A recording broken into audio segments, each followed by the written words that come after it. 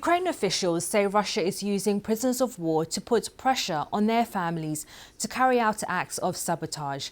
Kyiv says about half the families of Ukrainian POWs have been approached by Russian operatives.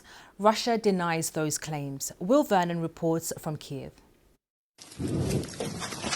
Firebomb attacks in Ukraine carried out by Ukrainians. Some do it for money, paid by suspected Russian agents. But others are motivated by the desperation of waiting for news of loved ones. Svitlana hadn't heard from her husband, Dima, for more than 2 years. He was captured not long after the full-scale invasion. A Ukrainian number called me. I picked up and he introduced himself as Dmitry. He spoke with a Russian accent. He said, if you want your husband to come home sooner, I can help, but you'll need to do something. Either set fire to a military facility, a car, or a railway electrical box. Svitlana reported the call to the security service, who told her she should try and stall the Russians while they investigated. She managed to record some of the calls. Pour in a litre of the fluid and add a bit of petrol. Go to some sort of railway junction. Make sure there are no security cameras. And wear a hat, just in case.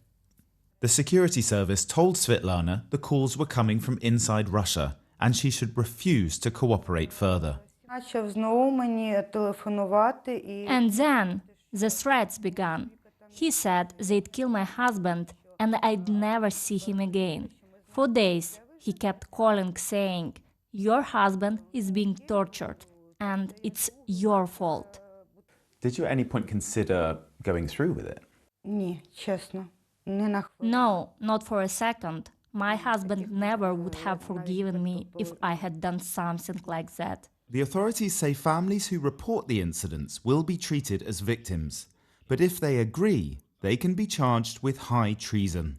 They're in a very vulnerable position and some of them are ready to do anything. In general, it's very minor damage for Ukrainian armed forces, but it can destabilize the Ukrainian society's unity. So it's a main problem. And of course, in case someone is going to share the location of, for example, air defense system, it's a big problem for us too.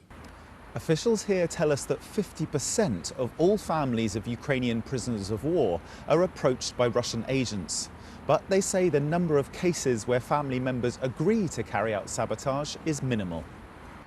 In a statement, Russia denied allegations it uses prisoners' families as leverage.